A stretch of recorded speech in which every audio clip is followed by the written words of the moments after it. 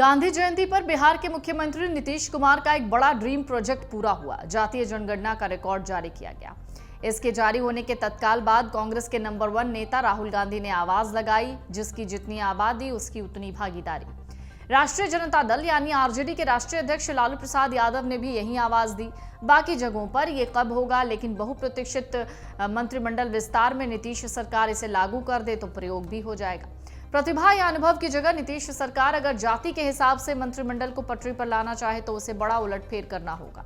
मंत्रिमंडल का पुनर्गठन करना होगा। इसमें आरजेडी की आधार जाति को ही सबसे बड़ा झटका लगेगा।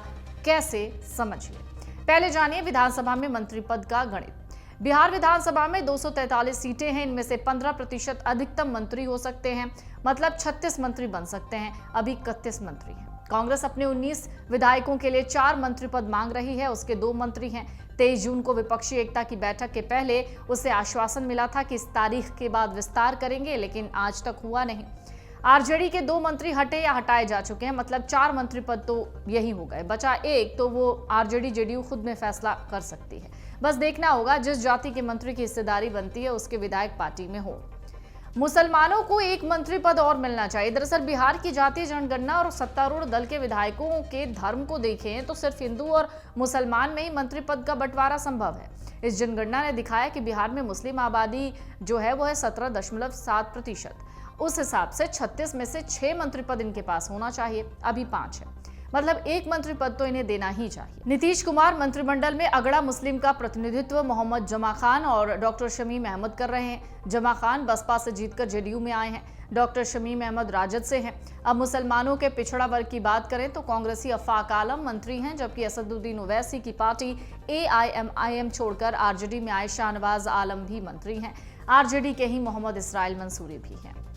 लालू की बात माने तो यादवों की ताकत घटेगी। बिहार की जातीय जनगणना में मुख्यमंत्री नीतीश कुमार की जाति कुर्मी की है, जिसकी आबादी है 2.87%। अब 36 मंत्री पद का 2.87% हिस्सेदारी निकाले तो 1 ही मंत्री पद इस जाति के पास होना चाहिए।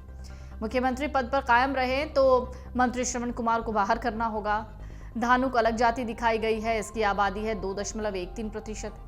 आबादी के हिसाब से पूरे 1 मंत्री पद की हिस्सेदारी इसके पास नहीं है। हालांकि शीला कुमारी मंडल इस जाति से मंत्री हैं। भूमियार जाति को नफा नुकसान नहीं है, क्योंकि आबादी के हिसाब से इस जाति का 1 ही मंत्री होना चाहिए और विजय कुमार चौधरी हैं। सबसे बड़ा नुकसान आरजेडी के आधार वोट को नजर आ रहा है। बिहार में 14.26% यादव बताए गए हैं। इस हिसाब से 36 में से 5 मंत्री इस जाति की हिस्सेदारी रखते हैं, जबकि 8 मंत्री हैं। उप मुख्यमंत्री तेजस्वी यादव, विजेंद्र प्रसाद यादव, तेज प्रताप यादव, सुरेंद्र प्रसाद यादव, डॉक्टर रामानंद यादव, ललित कुमार यादव, डॉक्टर चंद्रशेखर यादव और जितेंद्र कुमार राय।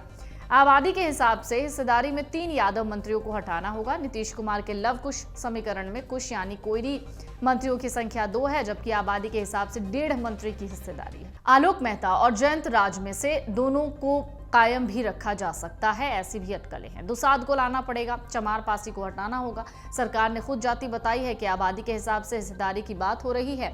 ऐसे में उसी का हिसाब अगर देखिए तो महज 0.98 आबादी वाली पासी जाति के इकलौते मंत्री डॉक्टर अशोक कुमार चौधरी को कुर्सी छोड़नी होगी, क्योंकि गणित के हिसाब से 0.35 मंत्री पद की हिस्सेदारी बन गई है। नीतीश मंत्रिमंडल में 2 राजपूत मंत्री हैं, लेसी सिंह और सुमित कुमार सिंह। आबादी के हिसाब से 1.25 मंत्री बन सकते हैं, मतलब 1 ही रखना चाहिए।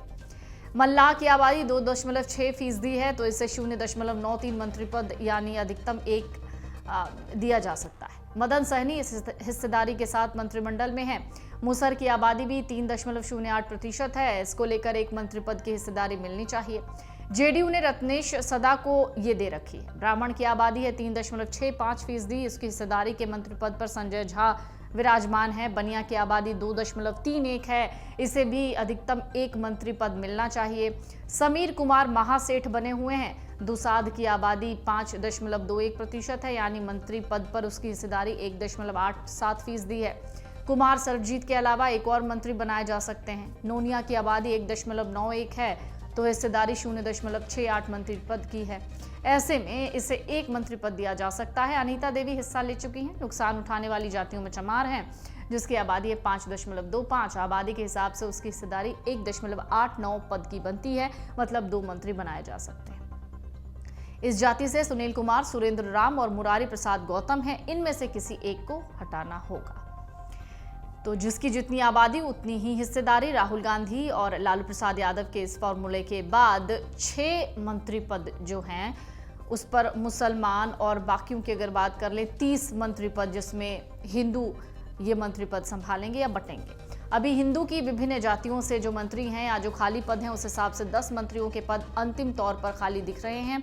इसमें 1 सीट तो निश्चित तौर पर दुसाध जाति को मिलनी चाहिए। बाकी जो 9 है उनमें 1% से ज्यादा आबादी वाली जातियों को मौका दिया जाना चाहिए, जैसे तेली 2.18% आबादी, कानू 2.21% आबादी, पान 1.7% आबादी, चंद्रवंशी 1.64% आबादी, नाई 1.59% आबादी, कुम्हार 1.4% आबादी, बढ़ाई 1.4% आबादी है।